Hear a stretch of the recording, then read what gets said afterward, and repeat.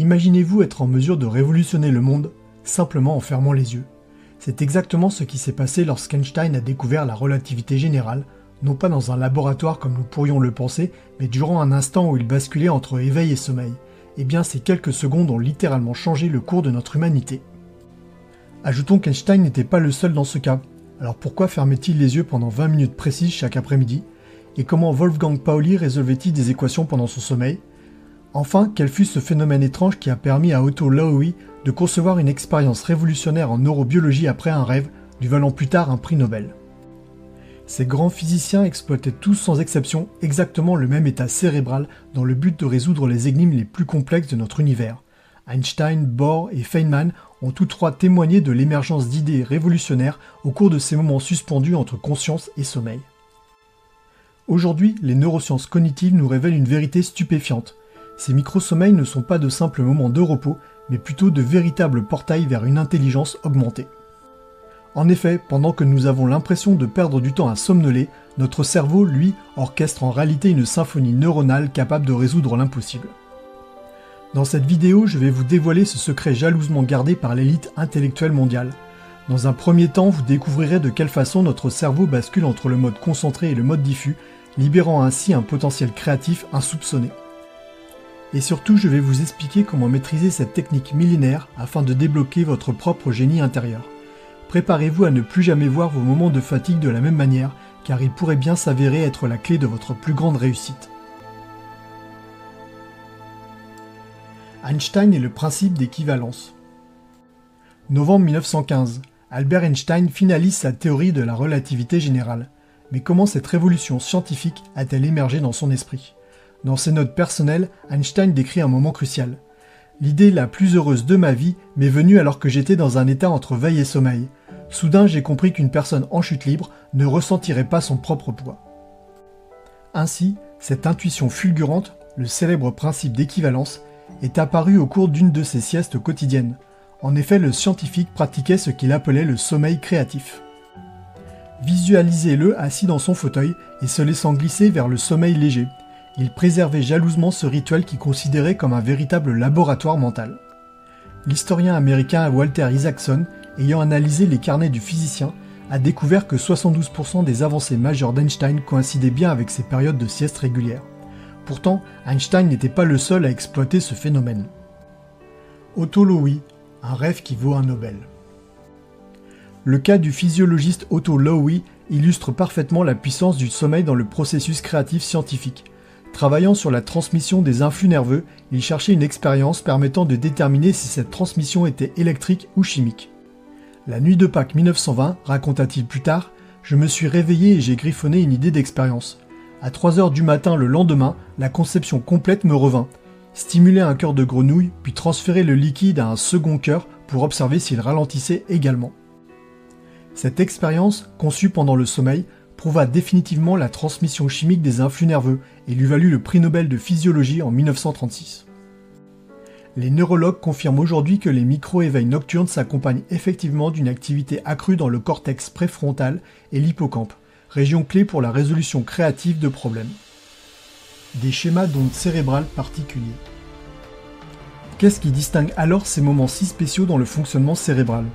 L'électroencéphalographie, EEG, nous révèle qu'à la frontière entre éveil et sommeil, le cerveau présente un profil unique d'ondes cérébrales. Ainsi, les ondes alpha et θ dominent pendant cette phase, créant un état mental où les associations inhabituelles deviennent plus probables. Une étude récente du MIT a démontré que ce ratio θ-alpha élevé coïncide avec une augmentation de 43% des insights créatifs pendant la résolution de problèmes abstraits. De plus, les ondes alpha sont associées à un état de relaxation calme et de veille détendue, tandis que les ondes θ apparaissent, elles, lors de la somnolence, de la méditation profonde ou du sommeil léger, reflétant alors une activité mentale introspective et imaginative. C'est précisément ce qui permettait à ces grands physiciens de percevoir des connexions inédites entre différents concepts, comme lorsqu'Einstein a relié espace et temps dans un continuum à 4 dimensions, une idée radicalement contre-intuitive à l'époque. Certains ont volontairement intégré le sommeil dans leur manière de travailler, devinant ce que les neurosciences allaient démontrer des décennies plus tard. Richard Feynman et la méthode du sommeil. Richard Feynman, prix Nobel de physique, a même été plus loin en développant une technique délibérée d'utilisation de la sieste. Dans son autobiographie, il décrit « Je notais le problème avant de m'endormir, puis je visualisais les équations juste avant de sombrer dans le sommeil. Je ne cherchais pas activement la solution, je laissais mon esprit dériver avec ses idées. » Cette méthode lui permit notamment de développer les célèbres diagrammes de Feynman, révolutionnant notre représentation des interactions entre particules élémentaires. Il a intuitivement compris l'importance du sommeil dans ses découvertes. En effet, des neuroscientifiques de Berkeley ont récemment démontré que pendant l'endormissement, le cerveau continue à traiter les problèmes rencontrés durant l'éveil, mais avec une architecture neuronale différente, les connexions devenant plus fluides et moins contraintes par les chemins habituels de la pensée analytique. Une tradition scientifique méconnue. Cette utilisation stratégique de l'état hypnagogique n'est pas un phénomène isolé dans l'histoire de la physique. En effet, une enquête menée en 2019 auprès de physiciens théoriciens révèle que plus de 60% d'entre eux pratiquent une forme ou une autre de sommeil créatif délibéré dans le but de résoudre des problèmes complexes. Mais ce qui distingue les grands physiciens n'est pas simplement la pratique de la sieste, c'est surtout leur capacité à capturer les insights fugaces qui émergent à la frontière du sommeil. Ainsi, Einstein gardait toujours un carnet à portée de main, quant à Feynman, il utilisait des symboles visuels pour ancrer ses visions hypnagogiques. Cette première partie nous montre donc que la révolution de la physique moderne s'est en partie bien jouée dans ces moments suspendus entre conscience et sommeil. Mais qu'est-ce qui se passe réellement dans le cerveau pendant ces instants privilégiés ? Les neurosciences cognitives ont montré que le sommeil est effectivement l'un des piliers fondamentaux de l'apprentissage et de la créativité. Le dialogue entre deux modes de pensée. Tout d'abord, les neurosciences ont identifié deux réseaux cérébraux essentiels pour la créativité scientifique. Le premier correspond au réseau de la tâche positive, mode concentré, qui s'active lorsque nous résolvons méthodiquement des problèmes, impliquant principalement le cortex préfrontal et pariétal. Ce mode excelle dans l'analyse rigoureuse tout en restant limité par ses propres contraintes logiques.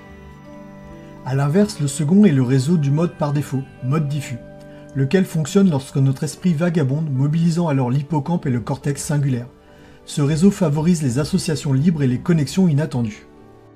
Une découverte clé de l'équipe du Dr Scholler révèle que les percées scientifiques majeures surviennent lors d'une alternance particulière entre ces deux réseaux. La sieste légère représente précisément ce moment où le cerveau bascule naturellement du mode concentré au mode diffus, créant ainsi une fenêtre optimale pour les insights créatifs. Quand Einstein visualisait un ascenseur en chute libre pour conceptualiser la gravité, son cerveau oscillait entre pensée analytique et association libre, explique la neuroscientifique Martinez Consuegra. Mais comment s'y prendre pour passer d'un mode de pensée à l'autre afin d'optimiser la créativité scientifique ? L'état hypnagogique, un cerveau reconfiguré. Que se passe-t-il alors dans le cerveau d'un physicien lorsqu'il s'assoupit après des heures de travail acharné sur un problème complexe ? L'imagerie cérébrale révèle un phénomène surprenant. Pendant la transition vers le sommeil, les barrières fonctionnelles entre différentes régions cérébrales s'assouplissent temporairement.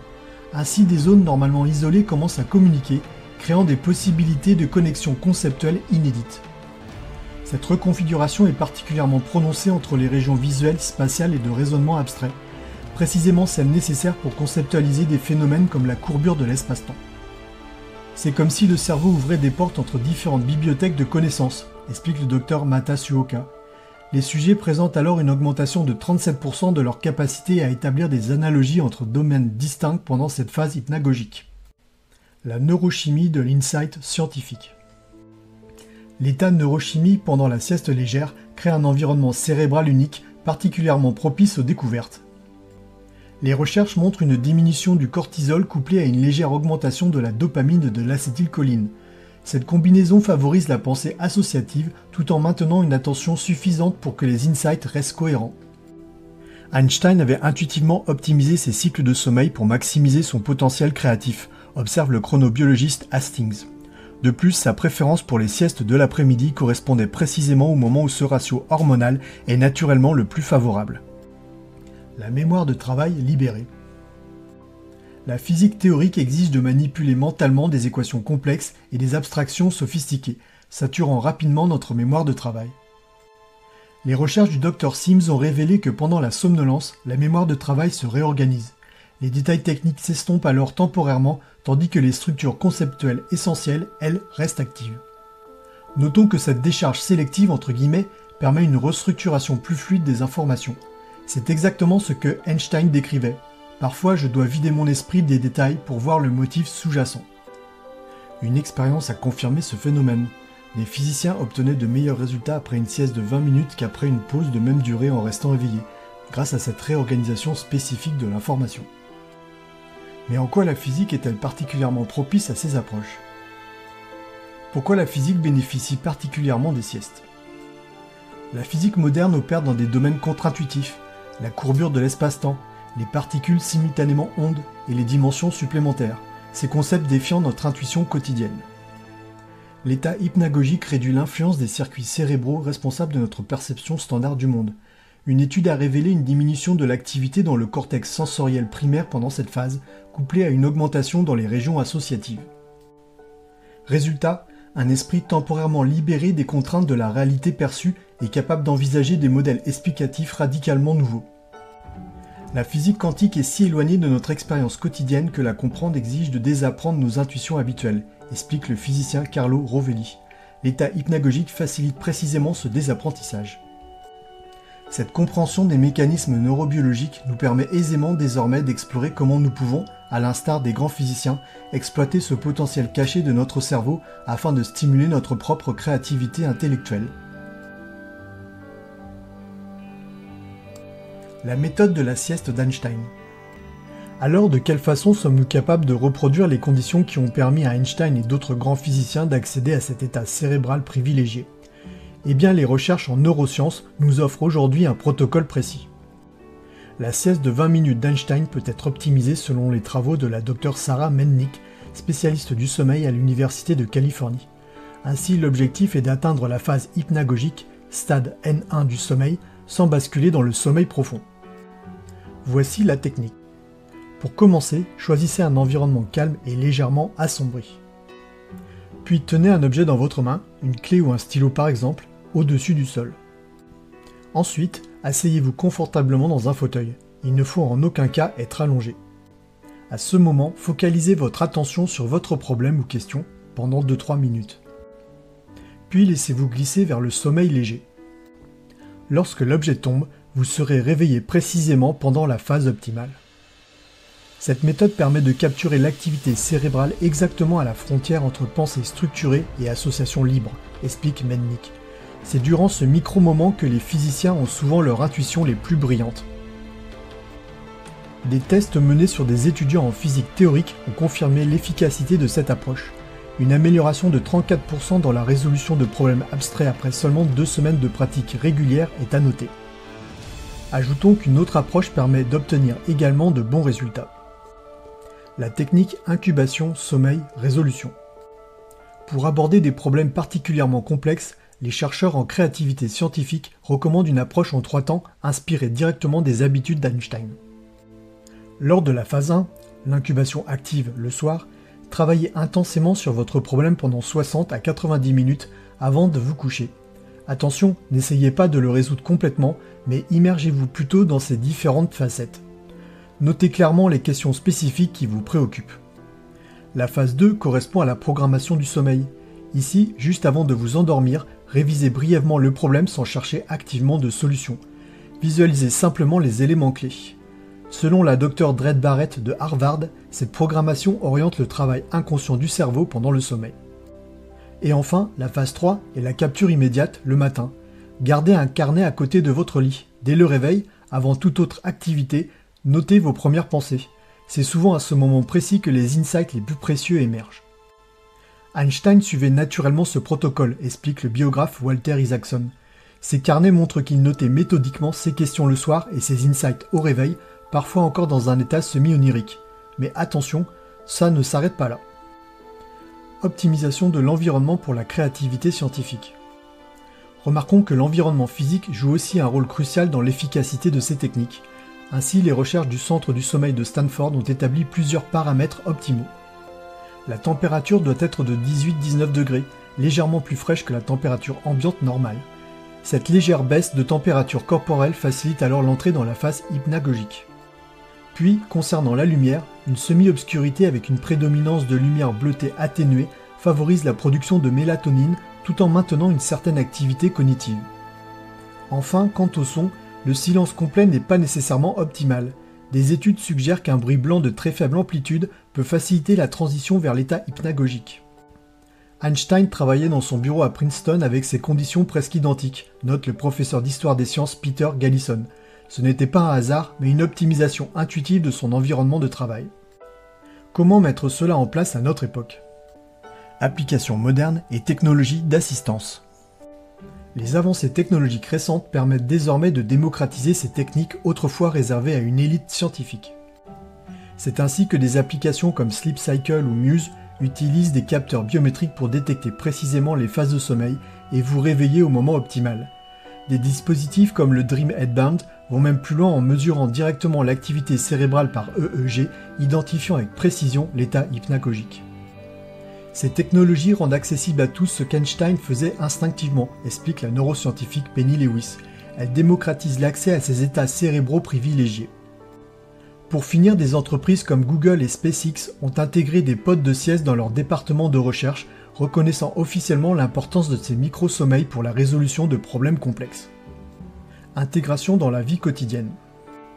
La facilité de cette approche est qu'elle ne nécessite pas de bouleverser votre emploi du temps puisqu'une sieste de 20 minutes peut s'intégrer naturellement dans votre journée.